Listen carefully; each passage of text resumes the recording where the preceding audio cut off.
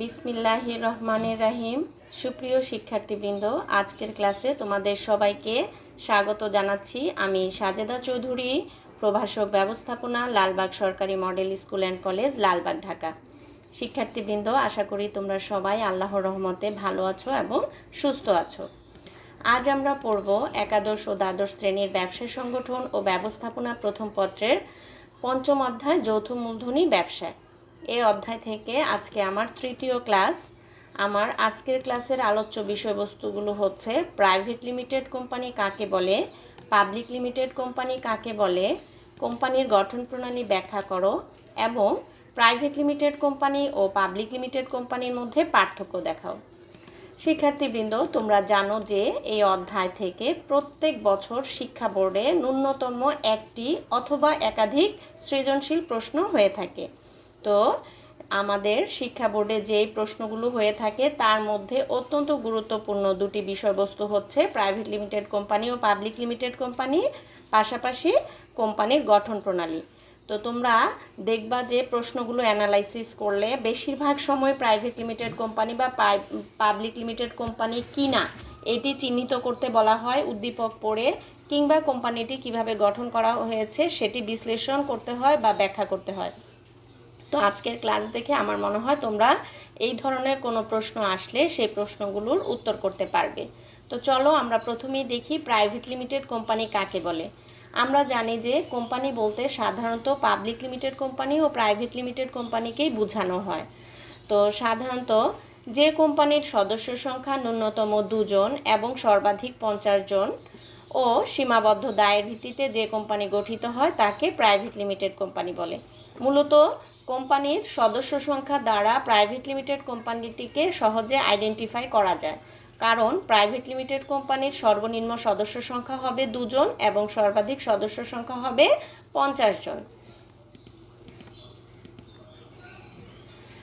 Private limited company সম্পর্কে আমরা আরও যে তথ্যগুলো তোমাদেরকে জানাতে চাই সেটি হচ্ছে প্রাইভেট লিমিটেড কোম্পানি জনসাধারণের উদ্দেশ্যে শেয়ার বিক্রয়ের আমন্ত্রণ জানাতে পারে না এবং কোম্পানির শেয়ার অবাধে হস্তান্তরযোগ্য নয়।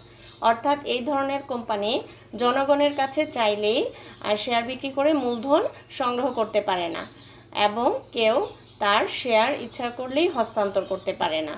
অর্থাৎ কোনো শেয়ার হোল্ডার ইচ্ছা করলেই তার শেয়ার অন্য কারো কাছে বিক্রি করতে পারে না। এবার আসো প্রাইভেট লিমিটেড কোম্পানির কিছু বৈশিষ্ট্য আমরা দেখে নেই। তো প্রাইভেট লিমিটেড কোম্পানির প্রথম বৈশিষ্ট্য হচ্ছে স্বল্প মূলধন। যেহেতু এখানে সদস্য সংখ্যা সীমিত 2 জন থেকে 50 জন, তাই এর মূলধনের পরিমাণও কম হয়ে থাকে। সীমিত দায়।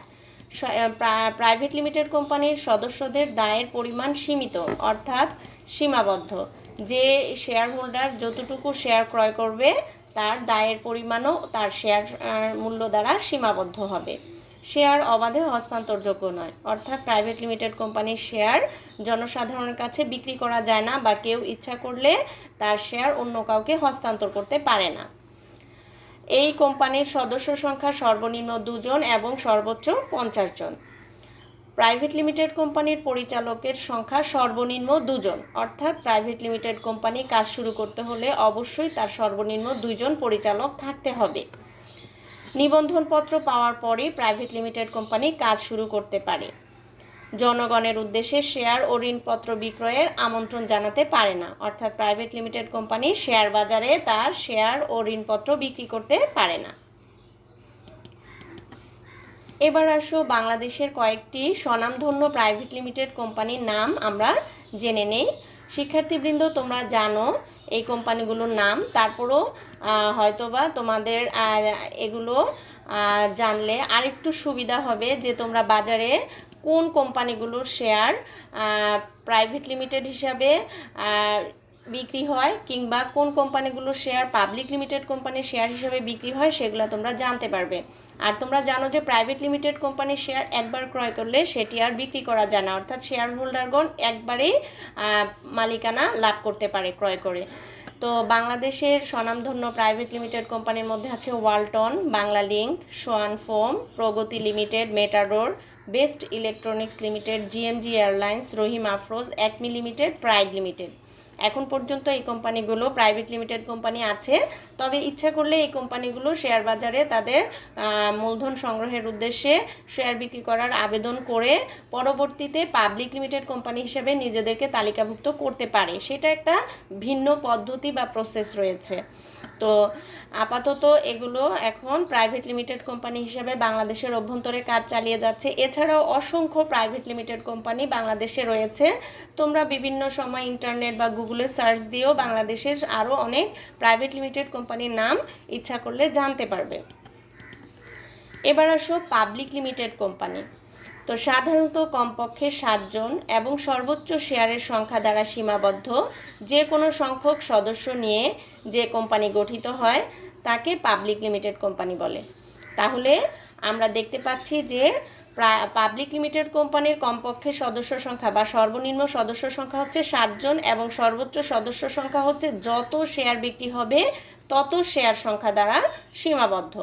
তো প্রাইভেট লিমিটেড কোম্পানি ও পাবলিক লিমিটেড কোম্পানির মূল পার্থক্যটি কিন্তু সদস্য সংখ্যার মধ্যে আমরা দেখতে পাচ্ছি যে প্রাইভেট লিমিটেড কোম্পানির সর্বনিম্ন সদস্য সংখ্যা 2 জন, পাবলিক লিমিটেড কোম্পানির সদস্য সংখ্যা সর্বনিম্ন 7 জন, আর প্রাইভেট লিমিটেড কোম্পানির সর্বোচ্চ সদস্য সংখ্যা 50 জন, আর পাবলিক লিমিটেড কোম্পানির সর্বোচ্চ সদস্য সংখ্যা শেয়ার সংখ্যা দ্বারা সীমাবদ্ধ। এই পার্থক্যগুলো যদি তোমরা ভালো করে আলাদা করতে পারো বা আইডেন্টিফাই করতে পারো তাহলে তোমাদের জন্য প্রাইভেট লিমিটেড কোম্পানি ও পাবলিক লিমিটেড কোম্পানি আলাদা করা খুব সহজ হবে, বা এদের মধ্যে তুলনামূলক পার্থক্য যদি পরীক্ষায় আসে তাহলে লেখাটা অনেক ইজি হয়ে যাবে। তো এবার দেখো পাবলিক লিমিটেড কোম্পানি জনসাধারণের উদ্দেশ্যে এর শেয়ার ও ডিবেঞ্চার বিক্রয়ের আমন্ত্রণ জানাতে পারে এবং এর শেয়ার অবাধে হস্তান্তরযোগ্য। তোমরা যখনই পড়বে একটু তুলনামূলক পার্থক্য বুঝে বুঝে পড়ার চেষ্টা করবে, খাতায় অবশ্যই ইনফরমেশনগুলো লিখবে, কারণ সবচেয়ে গুরুত্বপূর্ণ ইনফরমেশনগুলো তোমাদের বিভিন্ন পাঠ্যপুস্তক থেকে আমি খুঁজে বের করে তোমাদের সবচেয়ে কার্যকর তথ্যগুলো আমি তুলে ধরেছি। এর বাইরে আসলে এত সুন্দর করে ইনফরমেশন দেওয়া সম্ভব না। তারপরে দেখো পাবলিক লিমিটেড কোম্পানির যে বৈশিষ্ট্যগুলো আমরা দেখতে পাই তার মধ্যে আছে অধিক মূলধন। অধিক মূলধন তো হবেই, যেহেতু এখানে সদস্য সংখ্যা সর্বনিম্ন 7 জন এবং সর্বোচ্চ শেয়ার সংখ্যা দ্বারা সীমাবদ্ধ, তাই এই ধরনের কোম্পানির মূলধনের পরিমাণ অনেক বেশি। তারপরে দায় সীমিত, এটিও সীমিত দায় বিশিষ্ট ব্যবসায়ী সংগঠন।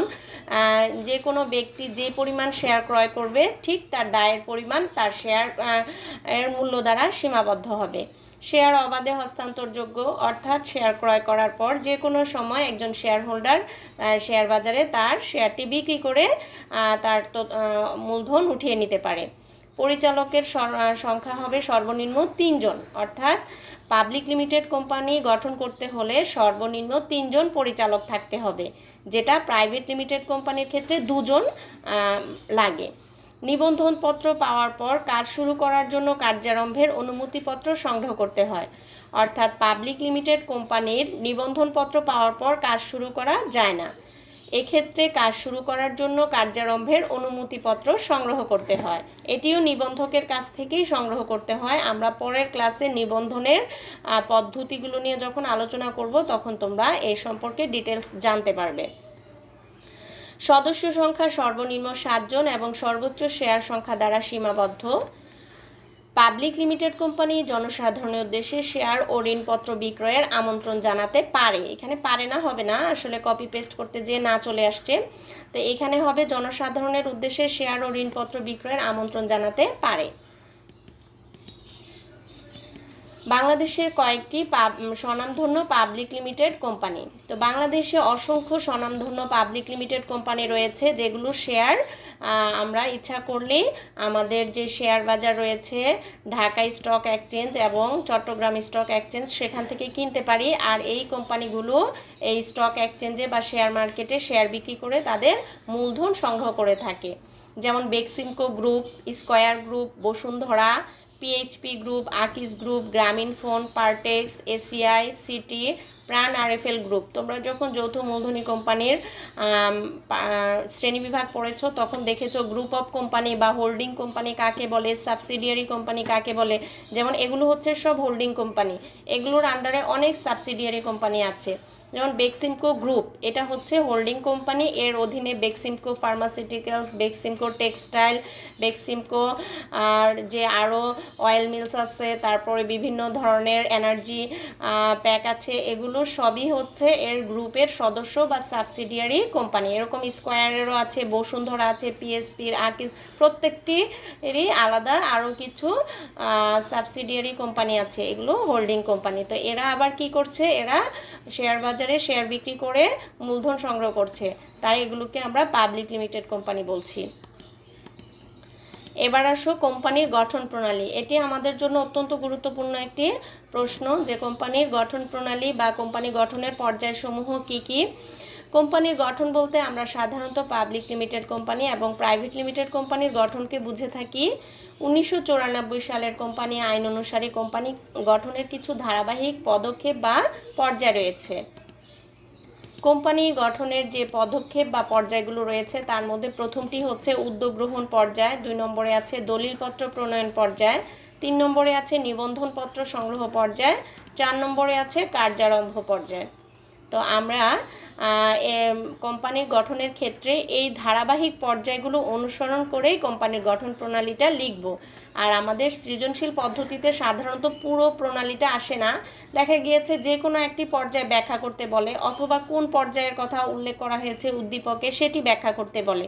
তো তোমরা প্রত্যেকটি পর্যায় অত্যন্ত ভালোভাবে পড়বে। এখন আসো প্রথম পর্যায় উদ্যোগ গ্রহণ পর্যায়। তো কোম্পানি গঠন যেহেতু একটি ধারাবাহিক পদক্ষেপ সেহেতু এর প্রথম পর্যায়ে রয়েছে উদ্যোগ গ্রহণ পর্যায়।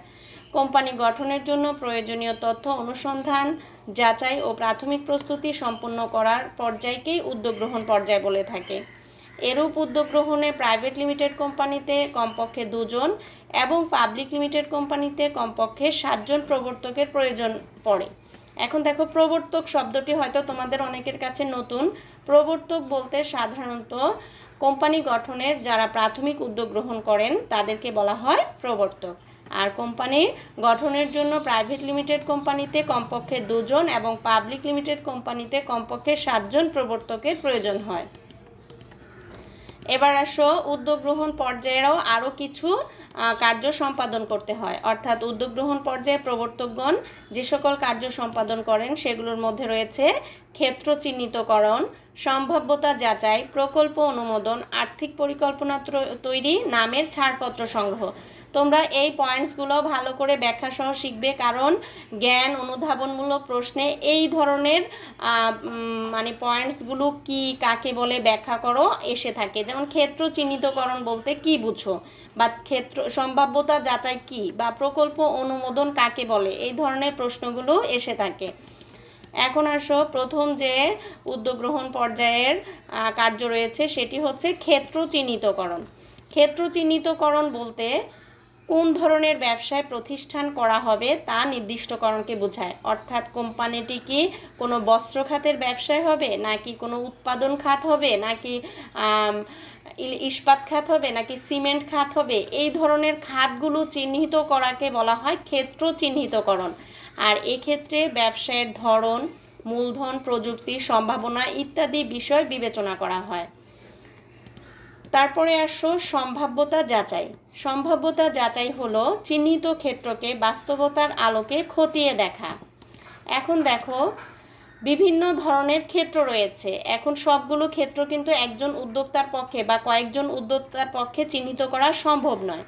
সকল ক্ষেত্রগুলোকে যাচাই বাছাই করে এক্ষেত্রে বাস্তবভিত্তিক প্রকল্প গ্রহণ করাই হচ্ছে মূল কথা। সম্ভাব্যতা যাচাইয়ের মাধ্যমে ব্যবসায়ের সুযোগ সুবিধা, চ্যালেঞ্জ, ঝুঁকি ইত্যাদি অনুসন্ধান করে এর সফলতা লাভের সম্ভাবনা কতটুকু তা বিবেচনা করা হয়। এরপরে আসো প্রকল্প অনুমোদন। তো প্রকল্প অনুমোদন কি? যখন কোনো ব্যবসায়ের ক্ষেত্র চিহ্নিতকরণ করে তার সম্ভাব্যতা যাচাই করা হয় এবং সফলতা লাভের সম্ভাব্যতা পাওয়া যায়, সেক্ষেত্রে প্রকল্প অনুমোদন বিষয়টি বিবেচনা করা হয়। সম্ভাব্যতা যাচাইয়ের পর যৌক্তিক বিবেচিত হলে প্রবর্তকগণ উক্ত ক্ষেত্র অনুমোদন করেন, যা ব্যবসায় গঠনের চূড়ান্ত সিদ্ধান্ত বলে গণ্য করা হয়। এরপরে আসুন নাম নির্বাচন। বাজারে অনেক ধরনের কোম্পানি থাকে এবং অনেক ধরনের নামও থাকে। এই পর্যায়ে প্রবর্তকগণ নিজেদের মধ্যে ঐক্যমত্যের ভিত্তিতে কোম্পানির নাম ঠিক করেন। ব্যবসায়ের ধরনের সাথে মিল রেখে এবং নামের শেষে লিমিটেড শব্দ রেখে নাম নির্ধারণ করা হয়। নাম নির্ধারণের আবার কিছু শর্ত রয়েছে, যেমন একই নামে অন্য কোম্পানি বাজারে প্রচলিত আছে বা নিবন্ধিত আছে সেই নামে কোম্পানির নাম রাখা যাবে না। তারপরে জাতিসংঘের অনুমোদিত কোনো নাম রাখা যাবে না, কিংবা আইনগতভাবে অবৈধ কোনো বিষয়বস্তুর নাম কোম্পানির নামে রাখা যাবে না। এই ধরনের কিছু নিয়মকানুন মেনে কোম্পানির নাম ঠিক করতে হয়। তারপরে আসুন নামের ছাড়পত্র সংগ্রহ। নাম ঠিক করার পর কোম্পানির নিবন্ধকের কাছে নির্দিষ্ট ফি জমা দিয়ে এক বা একাধিক নাম উল্লেখ করে আবেদন করতে হয়। নিবন্ধক নাম নির্দিষ্ট করে দিলে নির্দিষ্ট সময়ের মধ্যে নিবন্ধনের কাগজপত্র দাখিলের প্রয়োজন হয়, অন্যথায় নামের মঞ্জুরি বাতিল হয়। অর্থাৎ নামটিও নিবন্ধকের কাছ থেকে রেজিস্ট্রি করতে হয় বা রেজিস্ট্রেশনের প্রয়োজন হয়। এই দেখো অনেকগুলো কোম্পানির নাম বা এখানে ব্র্যান্ড নেম বলে, এগুলাকে ব্র্যান্ডের নাম দেওয়া আছে। তো এই ধরনের ব্র্যান্ড নেমগুলো কিন্তু নিবন্ধন করতে হয়। নিবন্ধন না করলে অন্য কেউ যদি এই নামটি রাখে সেক্ষেত্রে কোম্পানি কিন্তু তার বিরুদ্ধে কোনো আইনগত পদক্ষেপ গ্রহণ করতে পারে না। এবার আসো কোম্পানি গঠনের দ্বিতীয় যে পর্যায়টি রয়েছে বা পদক্ষেপটি রয়েছে সেটি হচ্ছে দলিলপত্র প্রণয়ন পর্যায়। কোম্পানি গঠনের নিমিত্তে নিবন্ধকের নিকট জমা দেওয়ার জন্য প্রয়োজনীয় দলিলপত্র তৈরির সময়কালকে দলিলপত্র প্রণয়ন পর্যায় বলে। এই পর্যায়ে দলিলপত্রের মধ্যে নিম্নোক্ত দুটি দলিল উল্লেখযোগ্য। 1 নম্বর হচ্ছে স্মারকলিপি, 2 নম্বর হচ্ছে পরিমেল নিয়মাবলী। অর্থাৎ কোম্পানি গঠনের সবচেয়ে গুরুত্বপূর্ণ দুটি দলিল হচ্ছে স্মারকলিপি ও পরিমেল নিয়মাবলী। এখন দেখো স্মারকলিপি কাকে বলে। এটি কোম্পানির প্রধান দলিল। এতে কোম্পানির নাম, ঠিকানা, উদ্দেশ্য, মূলধন, শেয়ার হোল্ডারদের দায়, সম্মতি ইত্যাদির বিষয় লিপিবদ্ধ থাকে। সম্মতি ধারায় প্রবর্তকগণ সাক্ষীর সামনে এ দলিলে স্বাক্ষর করেন। এরপরে দেখো পরিমেল নিয়মাবলী কাকে বলে। পরিমেল নিয়মাবলী হচ্ছে কোম্পানির দ্বিতীয় প্রধান দলিল। এই দলিলে কোম্পানির অভ্যন্তরীণ পরিচালনা সংক্রান্ত নিয়ম পদ্ধতি লেখা হয়। পাবলিক লিমিটেড কোম্পানি আইনে বর্ণিত তফসিল 1কে সংঘবিধি হিসাবে গ্রহণ করলে সেক্ষেত্রে তাকে আর এই দলিল তৈরি করতে হয় না। এই মর্মে একটি লিখিত সিদ্ধান্ত গ্রহণ করলেই চলে। এখন দেখো আমরা জানি যে 1994 সালের কোম্পানি আইন অনুযায়ী কোম্পানি গঠিত, নিয়ন্ত্রিত, পরিচালিত হয়। তো সে আইনের কিছু ধারা, উপধারা, তফসিল রয়েছে। পরিমেল নিয়মাবলীকে আমরা আরেক নাম সংঘবিধি হিসাবে অভিহিত করে থাকি। এখানে সংঘবিধি দেখে অনেকেই বুঝতে পারবে না হয়তো সংঘবিধি কেন বলা হয়েছে। পরিমেল নিয়মাবলীর আরেক নাম হচ্ছে সংঘবিধি, আর স্মারকলিপির আরেক নাম হচ্ছে সংঘ স্মারক। অনেক সময় সংঘ স্মারক কী বা সংঘবিধি কী এরকম আসে। তো সংঘ স্মারক হচ্ছে স্মারকলিপি আর সংঘবিধি হচ্ছে পরিমেল নিয়মাবলী। তো পরিমেল নিয়মাবলী যে সবসময় কোম্পানিকে প্রণয়ন করতে হবে আলাদা করে তা না। 1994 সালের কোম্পানি আইনের যে তফসিল 1 আছে সেটিকেও ইচ্ছা করলে কোনো কোম্পানি তার সংঘবিধি বা পরিমেল নিয়মাবলী হিসাবে গ্রহণ করতে পারে। এখন দেখো নিবন্ধনপত্র গ্রহণ পর্যায়। তো কোম্পানির 3 নম্বর পর্যায়টি হচ্ছে নিবন্ধনপত্র গ্রহণ পর্যায়। এ পর্যায়ে প্রবর্তকগণ কোম্পানির নিবন্ধকের অফিস হতে প্রয়োজনীয় ফরম সংগ্রহ করেন এবং তা পূরণ করে দলিলপত্র সন্নিবেশিত করে নিবন্ধকের কাছে জমা দেন। আর নিবন্ধনের আবেদনপত্রের সাথে যে সকল কাগজপত্র জমা দিতে হয় সেগুলো হচ্ছে কোম্পানির স্মারকলিপির 3 কপি, কোম্পানির সংঘবিধি বা পরিমেল নিয়মাবলীর 3 কপি, উদ্যোক্তা পরিচালকদের নাম, ঠিকানা ও পেশা, উদ্যোক্তা পরিচালকগণ যোগ্যতাসূচক শেয়ার ক্রয়ে সম্মত আছেন কিনা এই মর্মে একটি সম্মতিপত্র। এরপরে কোম্পানির যে চতুর্থ পর্যায় রয়েছে এবং এটি হচ্ছে সর্বশেষ পর্যায়, কার্যারম্ভ পর্যায়। নিবন্ধনপত্র পাওয়ার পর প্রাইভেট লিমিটেড কোম্পানি কাজ শুরু করতে পারে, কিন্তু পাবলিক লিমিটেড কোম্পানি কাজ শুরু করতে হলে কার্যারম্ভের অনুমতিপত্র সংগ্রহ করতে হয়। কার্যারম্ভের অনুমতিপত্র কিন্তু প্রাইভেট লিমিটেড কোম্পানিকে সংগ্রহ করতে হয় না, শুধুমাত্র পাবলিক লিমিটেড কোম্পানির ক্ষেত্রে এটি প্রযোজ্য। নিবন্ধনপত্র পাওয়ার পরপরই প্রাইভেট লিমিটেড কোম্পানি কাজ শুরু করলেও কিছু আনুষ্ঠানিকতা পাবলিক লিমিটেড কোম্পানির জন্য প্রযোজ্য হয়। কোম্পানি গঠনের সর্বশেষ এ ধাপে কোম্পানিকে ব্যবসার কার্যারম্ভের জন্য আবেদনপত্রের সাথে নিম্নোক্ত কাগজ জমা দিতে হয়। যেমন 1 নম্বর হচ্ছে ন্যূনতম চাঁদার সংগ্রহের কপি, 2 নম্বর পরিচালকগণ কর্তৃক তাদের শেয়ার ক্রয়ের কপি। 3 নম্বর হচ্ছে বিবরণপত্র বা বিবরণপত্রের বিকল্প বিবৃতির কপি এবং উক্ত দলিলপত্র প্রাপ্ত হয়ে নিবন্ধক সন্তুষ্ট হলে কার্যারম্ভের অনুমতিপত্র প্রদান করেন। তো আমার মনে হয় শিক্ষার্থীবৃন্দ তোমরা কোম্পানি গঠনের পদ্ধতি বা পর্যায়গুলো খুব ভালো করে বুঝতে পেরেছো। এখন আসো আমরা প্রাইভেট লিমিটেড কোম্পানি ও পাবলিক লিমিটেড কোম্পানির মধ্যে পার্থক্যগুলো কি কি জেনে নিই। এটি কিন্তু মোস্ট ইম্পর্ট্যান্ট একটি টপিকস এবং তোমরা পুরো ক্লাস দেখে কিন্তু অনেকগুলো পার্থক্য আইডেন্টিফাই করতে পারবে। আমি মাত্র 3টি পার্থক্য দেখিয়েছি, তোমরা মিনিমাম 8-10টি পার্থক্য তৈরি করবে নিজেরা খাতায়। তো প্রাইভেট লিমিটেড কোম্পানি গঠনে আনুষ্ঠানিকতা কম লাগে, পাবলিক লিমিটেড কোম্পানির গঠনে আনুষ্ঠানিকতা বেশি লাগে। তারপরে প্রাইভেট লিমিটেড কোম্পানির মূলধনের পরিমাণ কম, পাবলিক লিমিটেড কোম্পানির মূলধনের পরিমাণ বেশি। প্রাইভেট লিমিটেড কোম্পানির সদস্য সংখ্যা সর্বনিম্ন 2 জন, সর্বোচ্চ 50 জন। পাবলিক লিমিটেড কোম্পানির সর্বনিম্ন সদস্য সংখ্যা 7 জন এবং সর্বোচ্চ শেয়ার সংখ্যা দ্বারা সীমাবদ্ধ। প্রাইভেট লিমিটেড কোম্পানির পরিচালক কমপক্ষে 2 জন থাকতে হয়, পাবলিক লিমিটেড কোম্পানির পরিচালক কমপক্ষে 3 জন থাকতে হয়। প্রাইভেট লিমিটেড কোম্পানি জনসমক্ষে শেয়ার বিক্রি করতে পারে না, পাবলিক লিমিটেড কোম্পানি জনসমক্ষে শেয়ার বিক্রি করতে পারে। তো এছাড়াও আরও অসংখ্য পার্থক্য রয়েছে, তোমরা সেগুলো ভালো করে পড়বে, খাতায় লিখবে এবং বারবার ক্লাসগুলো শুনবে। আশা করি তোমরা উপকৃত হবে। আজ এই পর্যন্তই থাকলো, আগামী ক্লাসে আবার দেখা হবে। সেই পর্যন্ত সবার সুস্থতা কামনা করছি। আল্লাহ হাফেজ।